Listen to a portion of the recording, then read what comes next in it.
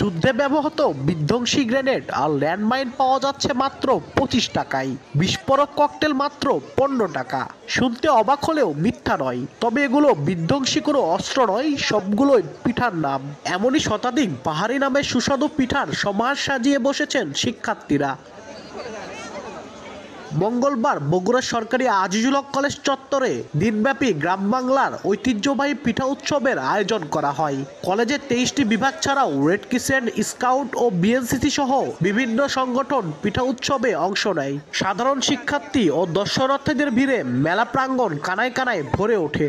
সবার সঙ্গে দেখা হচ্ছে, সবার সঙ্গে সবার বন্ডিংটা বাড়ছে, সবাই মিলে পিঠা খাচ্ছি। আলহামদুলিল্লাহ অনেক ভালো হয়েছে, অনেক ভিড় জমজমাট, পিঠা মেলা জমে উঠেছে এবং আলহামদুলিল্লাহ আমরা অনেক ভালো সেল করেছি। মানুষের ভিতর ঐক্যবদ্ধতা তৈরি হয়, মানুষের ভিতর নিজেদের ভিতর যেন ঐক্যতার মাধ্যমে তারা এই ক্যাম্পাসকে আরও সুন্দর এবং সঠিক পথে পরিচালনা করতে পারে, এই জন্য তাদের সাথে আমরা কথা বলেছি। আমরা বিশ্বাস করি এর মাধ্যমে তরুণ প্রজন্ম দেশপ্রেমিক হয়ে গড়ে উঠবে, দেশের সংস্কৃতির প্রতি তারা শ্রদ্ধাশীল হয়ে উঠবে। আয়োজকরা জানান, শিক্ষার্থীদের মনস্তাত্ত্বিক বিকাশে পিঠা মেলার আয়োজন করা হয়েছে। এই পিঠা মেলার মাধ্যমে বাংলাদেশের মানুষ তাদের ঐতিহ্যকে ধরে রাখার সুযোগ পেয়েছে এবং এই পিঠা উৎসবের মাধ্যমে অসংখ্য মানুষ, বিভিন্ন বয়সী মানুষ আজকে এখানে মিলন মেলায় এসে উপস্থিত হয়েছে।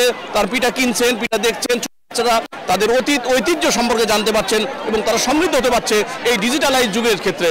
সরকারি আজিজুল হক কলেজের পিঠা মেলায় শিক্ষার্থীদের 31টি স্টল ছিল। আব্দুল আউয়াল, সময় সংবাদ, বগুড়া।